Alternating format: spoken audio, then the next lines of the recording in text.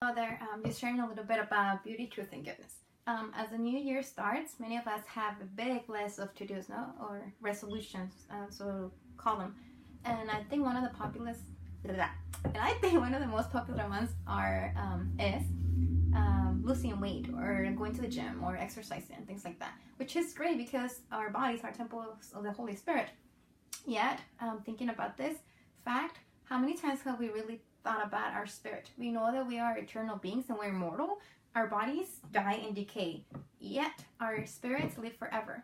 So why would I spend so many hours, and again, there's nothing wrong with it, but why would I spend so many hours, going to the gym, avoiding certain kind of foods for my own health and for the way that I want to look, so to speak, when in fact, if I'm 80, 90 years old, even if I do all exercise possible and I avoid fatties and all of that stuff, my body is going to decay, in a way or another.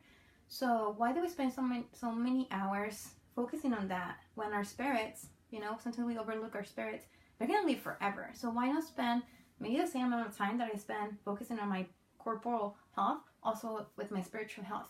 And just in, dieting, like for instance, we eat certain kind of foods and there's a saying that says, you are what you eat, and in a way, what we eat influence our health and our state of body.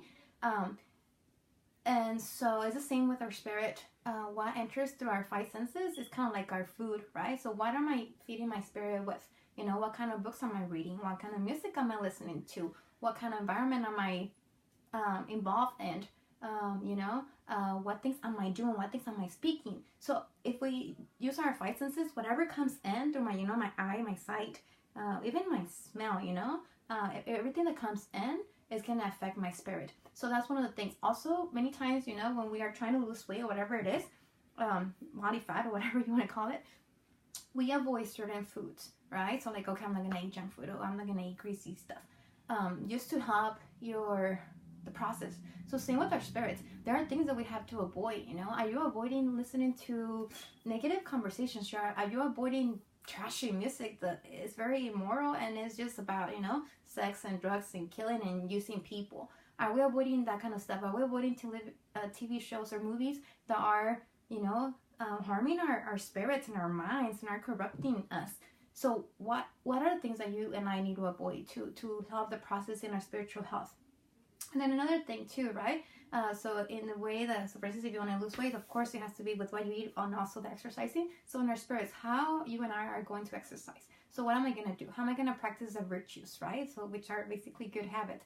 Am I going to be generous? I'm going to practice my patience. Am I going to be practicing my charity? So all the virtues that we have, And also another thing that is super important, especially I believe that we in the Catholic Church, we have, again, we're imperfect, but we have the greatest gift, the seven sacraments, where God himself, who is invisible, makes himself visible for us and to become one with us. So that's how much he loves us, right? With the seven sacraments, it's just something that's perplexing, and it's just amazing that we can also use that to feed our spirits.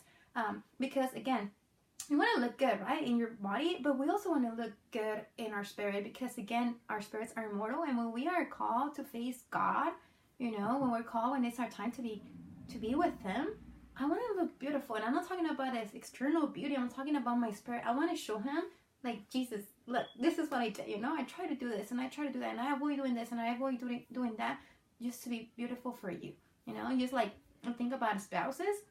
Maybe the wife should want to look beautiful for the husband. Same with him, right? So why wouldn't we want to look beautiful for Jesus and for God when we're calling to his presence?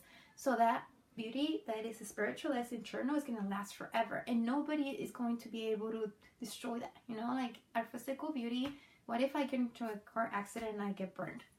It's kind of gone in a way, but our internal beauty never decays. It's always growing, and we can always be more beautiful than the day before. So this is an invitation, especially as the new year begins, for us to think about, how am I going to exercise? How am I going to exercise my spirit? What am I going to feed my spirit to be able to be beautiful as I am called to be? Again, you are beautiful, and by you and I trying our best to exercise our spirit and feed in our spirit the right food, so to speak, we're able to irradiate, you know, we're able to shine the light to others too. We're able to show that beauty to others and also remind them that they have beauty inside of them. And they're called to be beauty, and they're called to be attracted by beauty, and that they can beautify their spirit every single day in their lives, so that we can all work together as a human family and be the best that we can be. So here we go. Christmas blessings, because we're still in Christmas season, even if you're not watching it in Christmas season. But blessings to you, and remember that you're called to beauty, that you're called to be beautiful. And yes, physical beauty, you know, is great, but spiritual beauty, internal beauty is the one that is everlasting, and we should focus our time and dedication towards building that beauty, so that when we call home, capital H home, we're able to present our spirits in the most beautiful way possible and show God through that we did our best to glorify Him, and remember that we're called for beauty, truth, and goodness. God bless you.